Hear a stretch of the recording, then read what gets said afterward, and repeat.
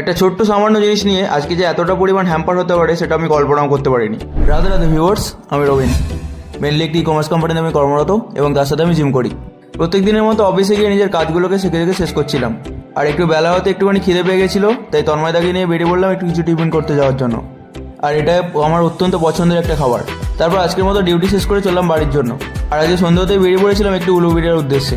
আর আমার সাথে ছিল একজন মহান ব্যক্তি। চলো আমরা বেরিয়েছিলাম রিয়েলমি সার্ভিস সেন্টারে যাবো বলে। উলুবেড়িয়া গিয়ে জানতে পারলাম ওখানে কোনো সার্ভিস সেন্টারই নেই, তাই আমরা বেরিয়ে পড়লাম বাগনানে যাবো বলে। উলুবেড়িয়া থেকে বাগনান যাওয়ার পথে ফুলগাছিয়া রেল ক্রসিংয়ে গিয়ে আটকে পড়েছিলাম। আমি তো ভেবেছিলাম যে 5 মিনিট পরেই খুলে দেবে, কিন্তু আমার ধারণাটা পুরো ভুল হয়ে গেল। এরপর সময় চলে গেল, মানুষ ধৈর্য হারা হয়ে বাইক শুইয়েই গেট পার করে ফেললো। কিন্তু এই রেলওয়ে গেট আর খোলার নামই নিচ্ছে না। টানা আধ ঘন্টা ধরে দাঁড়িয়েছিলাম ওইখানে। একের পর এক ট্রেন যেতেই থাকছে। দীর্ঘক্ষণ অপেক্ষা করার পর রেলওয়ে ক্রসিং কাটিয়ে আমরা চললাম বাগনানে। বাট সেখানে গিয়েও জানতে পারলাম যে এখানেও কোনো সার্ভিস সেন্টার